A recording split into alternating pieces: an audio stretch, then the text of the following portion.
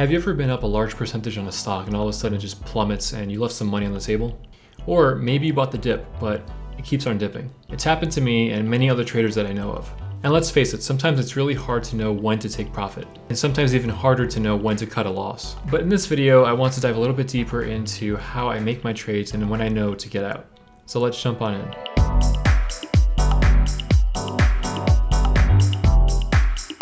Really quick, I just want to thank you guys for helping me break 3.8K subs. It's really inspiring. Please let me know what you guys want to see next, and the comment that gets the most likes, I'll make that video next. Also, I'm going to need your guys' help. I'm working on a full-fledged course for options. I'm talking everything from A to Z, from the basics of calls and puts to more advanced strategies. I've linked to a form down below in my description, so if you could fill that out, I'd really appreciate your feedback. It should take around 2 to 3 minutes, and as a thank you, you'll get 20% off of the course in the future when it releases. So let's first start off with entry points.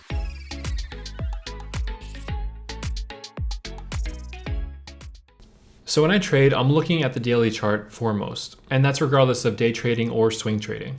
You see, the daily chart is showing the overall health and trend of the stock. If it's moving erratically and not really making sense, then I don't really want to trade that kind of stock.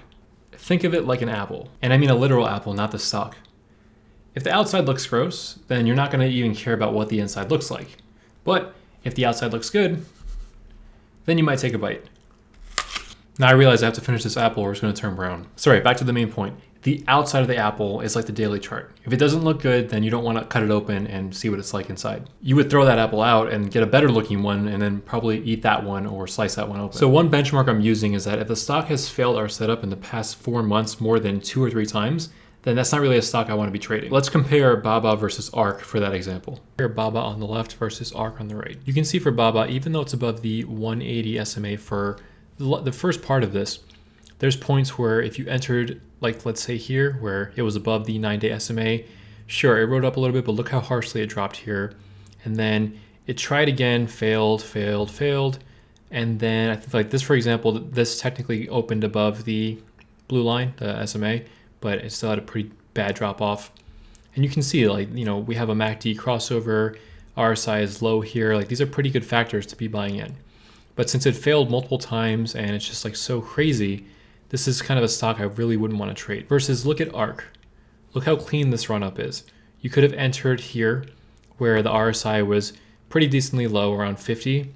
There was a MACD crossover here, and look at the run up you would have had. You would have sold out around this point. And then you could have also got in around here and also ran up. So this type of stock is a lot less stressful to trade. These are the types of stocks that you want to be working with. This is why the daily is so important, because if the daily is looking good and is following patterns correctly, then it's easier to trade these types of stocks. Versus with BABA, even though it's at this point here, given its past history, you don't know if it's going to run up even more or actually plummet. So this type of stock would give me a lot of stress. Obviously, BABA has outside factors like the news about their CEO that's causing a lot of issues here. But regardless, this type of stock is really stressful to trade versus, again, look at ARK, how clean of a run up it is, and how nice it would be to trade that. If the daily's looking good and there's elevating factors for it, then we can consider getting in. So let's say it's the night before, you identify a good stock, daily's looking good, and you want to get in tomorrow. What I'll do is that in the morning, I'll set my chart for hourly and examine how it moves. Upon confirmation where it's above the 9-day and all elevating factors are looking good, that's where I get in. Now, I don't recommend getting up at 4 a.m. to make trades. That's kind of ridiculous. But prior to market open, I'll be checking out those candles and seeing if it's in confirmation or not. One super important thing to note too is that I try to enter these trades right when that first candle is closing above the 9-day SMA. You don't really want to do this when entering positions that have already had a large run up. Stocks obviously will have their pullbacks, and buying too late can end up leading to bag holding. Now, if I'm really confident in my setup, I'll usually enter with around 7 to 10% of my portfolio for that one trade. If you're starting off, I'd recommend actually trading less than 5% of your portfolio for any one trade. So that way you can learn and get out if you need to without incurring big losses. Okay, so let's flip over now and talk about exit strategies.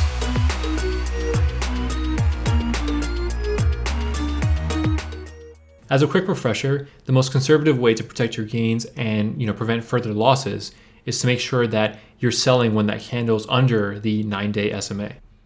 So let's take a look at Ford, ticker symbol F. As I mentioned before, you really want to get in when the first candle is closing above the 9-day SMA. My 9-day SMA is this really light blue cyan colored line here. So you can see at this point, this candle was able to close above the 9-day SMA.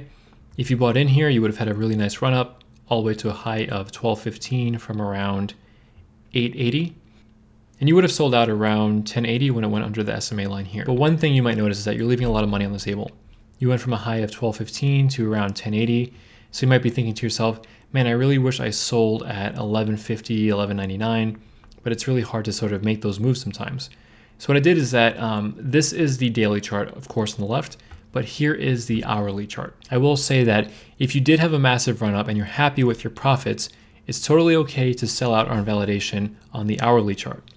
So you can see here that after you hit that high of 1215, we would have validated out here around 1152. Now 1152 is a much better price than 1080.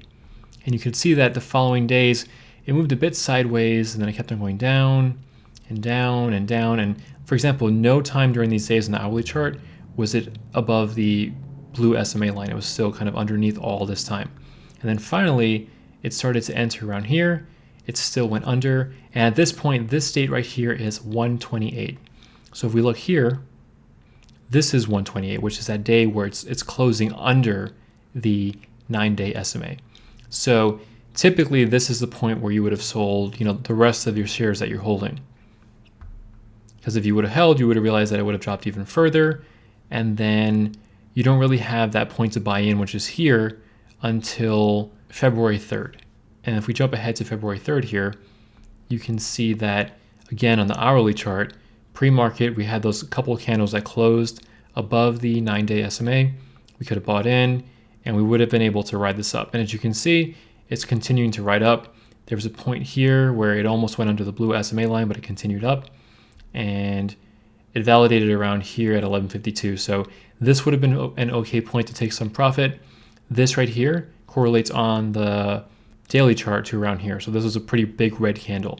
So again, it might drop down to 1080 again. So it's completely fine to take some profit here as you did have a run up, and it's okay to, pull back a little bit. The point where you would actually sell all your stock and the remaining holdings that you have will again be when it closes under that SMA line, because at that point you could potentially enter a free fall or drop even lower. So you really want to get out with all the shares that you have at that point if everything else is not looking good. You can see here, for example, that the MACD is going towards the negative crossover and the RSI is way overbought. So it's saying that, hey, it's due for a pullback here.